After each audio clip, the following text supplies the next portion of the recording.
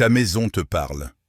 En ce moment même, pendant que tu regardes ce message, les objets qui t'entourent envoient des signaux puissants à l'univers. Des signaux qui disent « Soit entre, l'argent est bienvenu ici », soit « Reste loin, la pauvreté règne dans cet espace ». Je suis le rabbin Salomon et je vais te révéler aujourd'hui pourquoi tu n'arrives pas à garder ton argent. Ce n'est pas ton salaire. Ce n'est pas ton patron. Ce n'est pas l'économie. C'est quelque chose de beaucoup plus proche. C'est dans ta cuisine. C'est dans ton salon.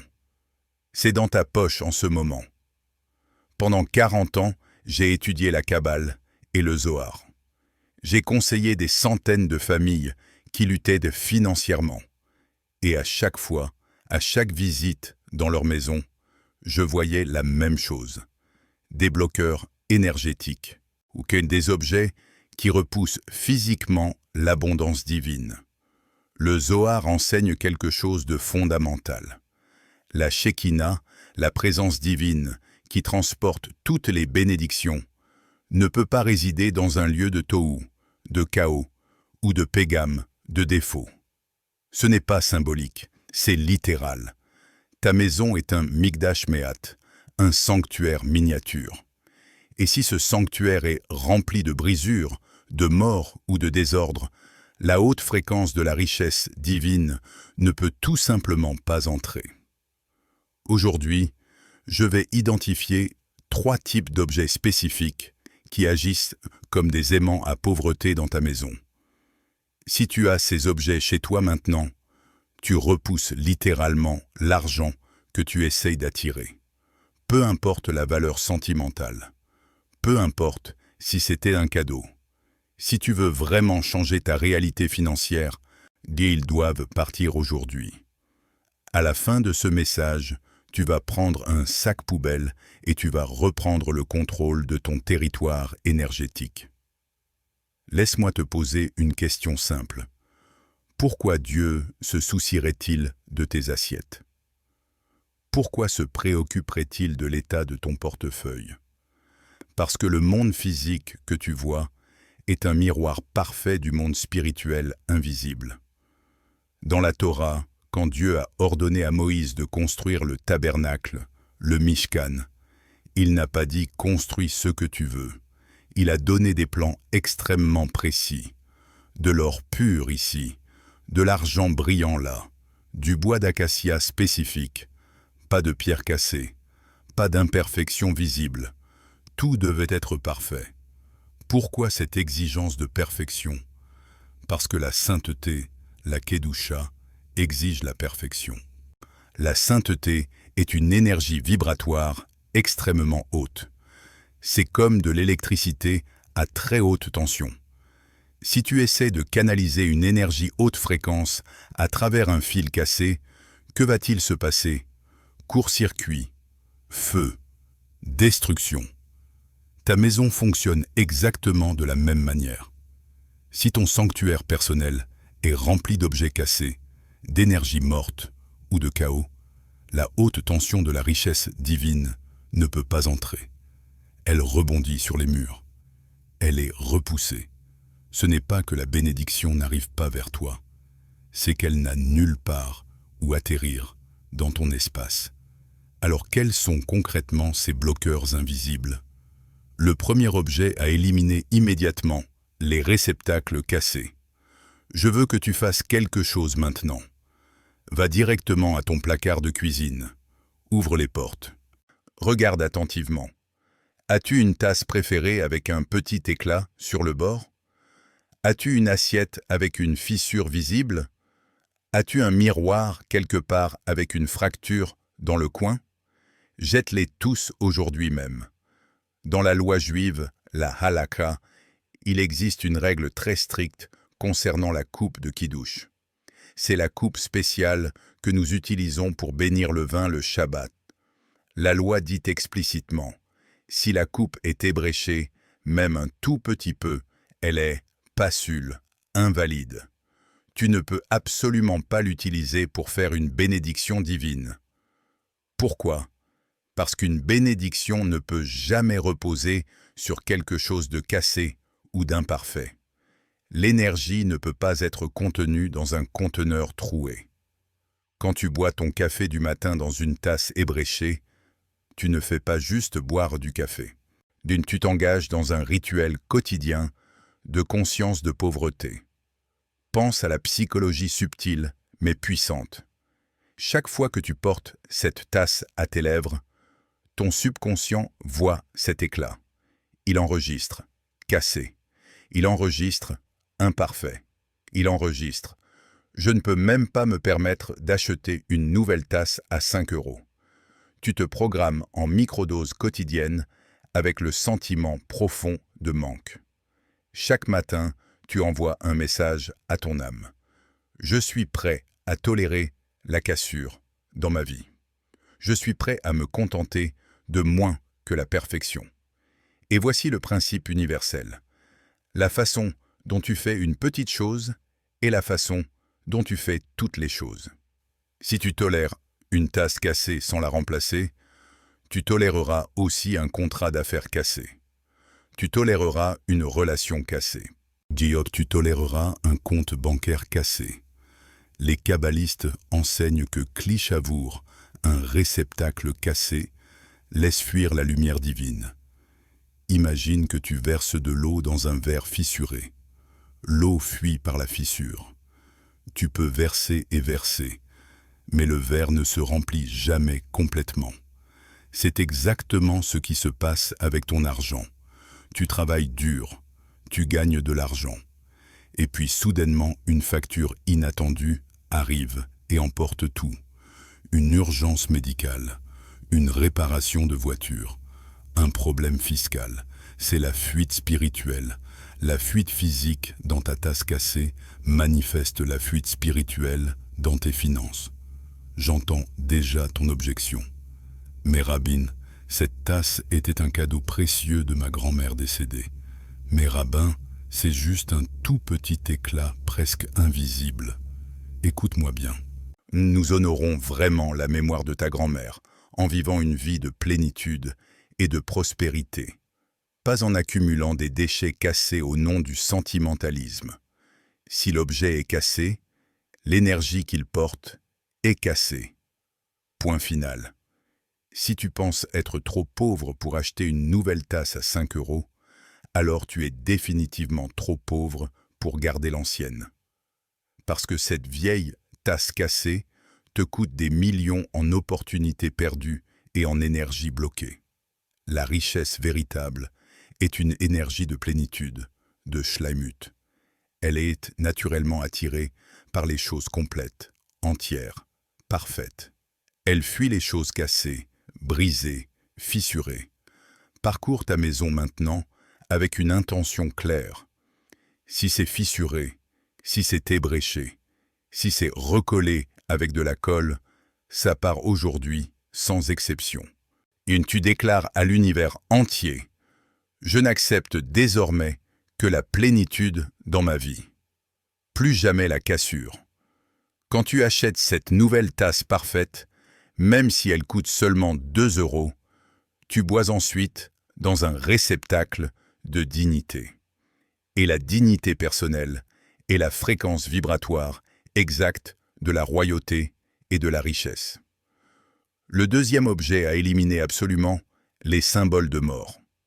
Bon, nous arrivons maintenant à quelque chose d'absolument crucial. Ce que je vais te révéler maintenant est plus subtil que le premier objet, mais tout aussi mortel pour ta prospérité. Prépare-toi. Regarde maintenant ton rebord de fenêtre. Y a-t-il une plante là qui est complètement brune et desséchée? Est-elle flétrie depuis des semaines? Essaies-tu de la ranimer depuis 6 mois en te disant peut-être qu'elle va revivre? Mais regarde ton mur de salon.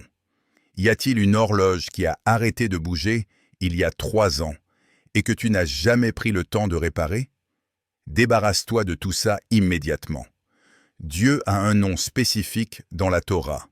El-Haï, le Dieu vivant. La Torah elle-même est appelée Torat Haïm, la loi de la vie. La richesse véritable est une force de vie pure. C'est du mouvement constant. c'est de la croissance perpétuelle. Une plante morte dans ton salon représente exactement l'opposé. Elle représente Mavet, la mort. Elle représente la cessation totale de la croissance, l'arrêt du flux vital.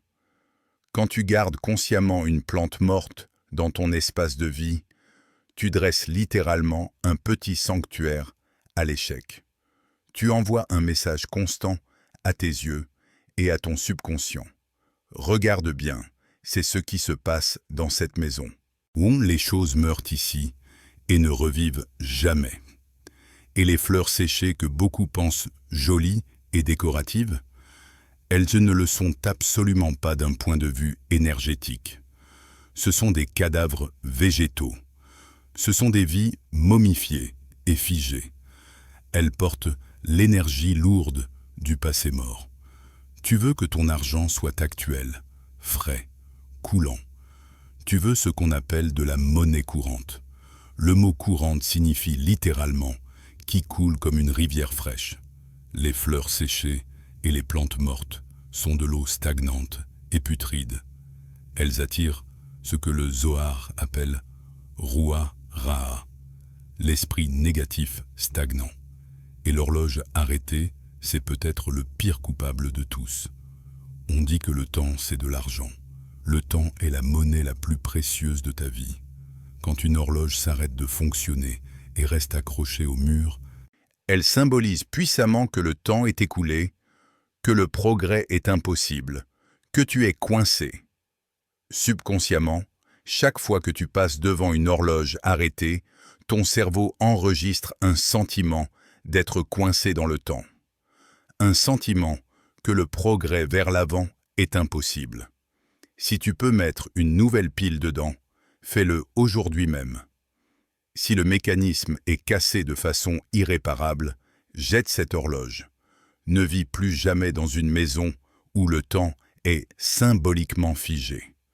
Tu veux vivre dans un espace où l'avenir avance, où le mouvement est constant, où la vie coule. Laisse-moi te raconter une histoire sur le roi Salomon. Salomon était l'homme le plus sage et simultanément le plus riche qui ait jamais marché sur cette terre. Il a construit le temple magnifique de Jérusalem. Dans ce temple sacré, et il y avait des représentations de fleurs. Mais elles étaient toujours soit sculptées dans l'or pur et le bois de cèdre précieux, soit c'étaient des fleurs fraîches et vivantes. Il n'y avait jamais, absolument jamais, rien de mort ou de pourrissant dans le temple. Chaque matin, les prêtres avaient l'obligation stricte d'enlever toutes les cendres de l'autel. C'est ce qu'on appelle Terumat Hadeshen, l'enlèvement des cendres. Pourquoi cette règle stricte? Parce que les cendres représentent symboliquement le service spirituel d'hier. Tu ne peux pas servir Dieu aujourd'hui avec les cendres froides d'hier. Tu ne peux pas construire la richesse de demain avec l'énergie morte et stagnante d'hier. Enlève les cendres de ta vie. Enlève les plantes mortes. Enlève les horloges arrêtées. Enlève les fleurs séchées et fais consciemment de la place pour la nouvelle vie qui veut entrer. Quand tu as un pot de fleurs complètement vide, tu as créé une invitation ouverte pour une nouvelle graine pleine de potentiel. Mais quand tu as une plante morte, le pot est occupé par un cadavre. Il n'y a pas de place pour le nouveau. Vide le pot. Jette la plante morte. Invite consciemment le nouveau dans ta vie. Le troisième objet à éliminer sans pitié, le portefeuille de pauvreté. Maintenant, on devient vraiment personnel et intime. Je veux que tu sortes immédiatement ton portefeuille ou ton sac à main. Ouvre-le complètement. Regarde vraiment à l'intérieur. Qu'est-ce qu'il y a dedans exactement? Est-il organisé de façon impeccable? L'argent liquide est-il plat et traité avec respect?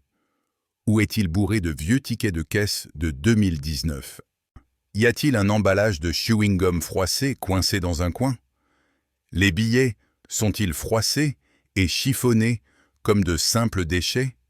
Y a-t-il de la poussière et des miettes dans les coins? C'est exactement pourquoi tu es fauché. Ton portefeuille est littéralement la maison de ton argent. C'est le sanctuaire miniature où ton argent vit quand il est avec toi. Imagine que tu invites un invité important chez toi pour la première fois. Si ta maison était remplie de vieux déchets qui traînent, de papier froissé partout, de saleté dans les coins, est-ce que cet invité voudrait rester? Est-ce qu'il voudrait revenir? Absolument pas. Il partirait le plus vite possible en se disant « Cette personne n'a aucun respect pour son espace. » L'argent est exactement comme cet invité. Si tu le traites comme un déchet sans valeur, et il va te quitter à la première occasion. L'argent froissé et chiffonné dit clairement « Je ne te respecte pas. Tu n'es pas important pour moi. » Les vieux tickets de caisse qui s'accumulent disent « Je suis concentré obsessionnellement sur l'argent que j'ai dépensé dans le passé, pas sur l'argent que j'ai dans le présent ou que je vais gagner dans le futur. » Le ticket de caisse est le cadavre d'une transaction morte. Une fois que tu as enregistré la dépense dans ton budget, jette ce ticket ou range-le dans une boîte d'archives. Mais ne le porte surtout pas sur toi, dans ton portefeuille. Porter constamment de vieilles dettes et de vieilles dépenses crée un portefeuille lourd de papier mort, pas lourd d'or vivant. Et la poussière et les miettes? Les kabbalistes enseignent que la poussière est littéralement la nourriture du Nahash. Il y a le serpent biblique. La poussière représente la klippa, la coquille, dure du vide et de la mort. Si ton portefeuille a des miettes de nourriture et de la poussière accumulée dans les coins, tu nourris littéralement les forces négatives qui mangent et détruisent ta richesse. Voici le protocole sacré du portefeuille que je veux que tu appliques aujourd'hui. Vide complètement ton portefeuille. Secoue-le pour enlever toute la poussière. Nettoie l'intérieur avec un chiffon propre. Jette immédiatement chaque vieux ticket, chaque emballage de chewing-gum, chaque carte de visite périmée, chaque bout de papier inutile. Prends ensuite ton argent liquide. Si les billets sont froissés, repasse-les littéralement avec un fer à repasser si nécessaire. Déplie soigneusement tous les coins. Oriente tous les billets exactement dans le même sens. Remets-les ensuite dans ton portefeuille avec révérence et respect. Quand tu ouvres maintenant ton portefeuille, il devrait ressembler au portefeuille d'un homme véritablement riche. Même s'il n'y a qu'un seul billet de 5 € dedans, ce billet devrait être assis là, comme un roi sur un trône royal, pas comme un prisonnier misérable dans un cachot sombre. Quand tu paies quelque chose au magasin et que tu sors un billet parfaitement net et organisé d'un portefeuille impeccablement propre, tu signales quelque chose de puissant. Tu signales aux commerçants, à toi-même et au Créateur de l'univers. Je suis un intendant responsable. Je suis un gestionnaire compétent. Dieu aime donner de l'argent aux bons gestionnaires. Si tu ne peux même pas gérer correctement l'intérieur d'un simple morceau de cuir de 10 cm, comment pourrais-tu gérer une entreprise? Comment pourrais-tu gérer un investissement important? Commence par le portefeuille. C'est le micro-temple de tes finances personnelles. Maintenant que tu as jeté les tasses au ébréché, les plantes mortes et les tickets froissés, ta maison semble probablement plus légère. Mais elle semble aussi peut-être un peu vide. Bien. C'est parfait. C'est exactement ce qu'on appelle la loi spirituelle du vide. La nature a horreur du vide total. Quand tu crées intentionnellement un espace vide, l'univers se précipite naturellement pour le remplir avec quelque chose. Mais voici la clé cruciale. C'est toi qui choisis consciemment ce qui va remplir cet espace. Si tu ne choisis pas activement, la poussière et le chaos vont naturellement le remplir à nouveau. Nous devons donc procéder maintenant à ce que j'appelle une consécration de l'espace. Nous ne faisons pas juste un simple ménage. Nous préparons activement la piste d'atterrissage pour que la richesse divine puisse atterrir dans ta vie. Tu dois consciemment remplacer les signaux de pauvreté par des signaux clairs de richesse. Premier remplacement, le bol de fruits le frais. Dans la cuisine, là où tu as jeté la tasse ébréchée, place maintenant un beau bol rempli de fruits frais et colorés. Des oranges brillantes, des pommes rouges, des grenades. Dans la Kabbale, le fruit représente le shefa, le flux d'abondance et la douceur de la vie. Il représente le résultat concret d'une récolte abondante. Un bol de fruits frais et brillants sur ta table dit énergétiquement « Cette maison est fertile, cette maison produit, cette maison récolte ». Et même si tu n'achètes que 3 oranges à 2 €, mets-les dans un beau bol visible. Ça change instantanément la fréquence vibratoire de la pièce de manque à vie. Deuxième remplacement, le ver vivant. Là où était la plante morte, achète maintenant une nouvelle petite plante vibrante et vivante. Ou mieux encore, achète des herbes fraîches en pot, de la menthe, du basilic, du romarin, des choses vivantes qui ont un parfum agréable. L'odeur est le seul sens physique que l'âme apprécie directement selon le Talmud. L'âme ne mange pas de nourriture physique, mais elle bénéficie et se nourrit de l'odeur agréable. Une odeur fraîche et vivante invite directement la Shekinah, la présence divine, dans ton espace. Ça signale clairement que la vie grandit activement ici. Troisième remplacement, l'aimant à argent dans le portefeuille. Maintenant que ton portefeuille est impeccablement propre et organisé, je veux que tu y mettes quelque chose de spécial et de puissant.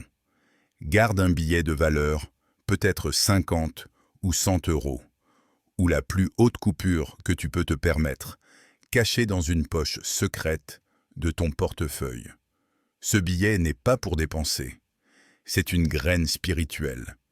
C'est ce qu'on appelle le chamour, l'argent gardé et protégé. Savoir que tu as de l'argent que tu pourrais techniquement dépenser mais que tu choisis consciemment de ne pas dépenser change complètement ta psychologie. Tu passes de « je n'ai rien du tout » à « j'ai des réserves » et du capital. Chaque fois que tu ouvres ton portefeuille pour payer quelque chose, tu vois ce billet caché. Tu sais que tu n'es pas fauché. Tu es une personne avec du capital et des réserves. Oui, ce billet agit comme un aimant énergétique pour attirer d'autres billets à le rejoindre. L'argent aime la compagnie. L'argent est attiré vers l'argent. Maintenant que tu as purgé énergétiquement le négatif et préparé consciemment le positif, nous devons sceller et protéger cette nouvelle énergie. Tu vas parcourir ta maison pièce par pièce.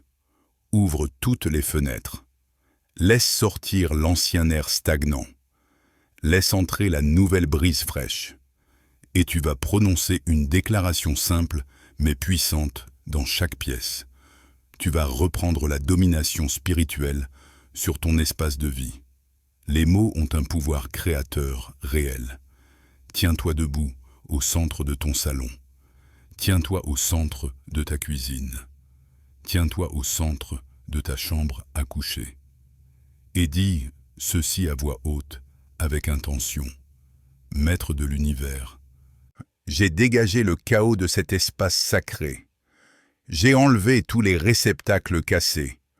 Je déclare solennellement cette maison un sanctuaire pour ta présence divine. Que nulle tristesse n'entre ici, que nul trouble n'entre ici, que nulle peur n'entre ici. Que cette maison soit désormais un réceptacle parfait pour la bénédiction, pour la paix profonde et pour la richesse abondante. De même que j'ai dégagé le désordre physique, dégage aussi le désordre spirituel de ma vie entière. Ma porte est grande ouverte à l'opportunité. Ma coupe est entière et prête à recevoir. Amen.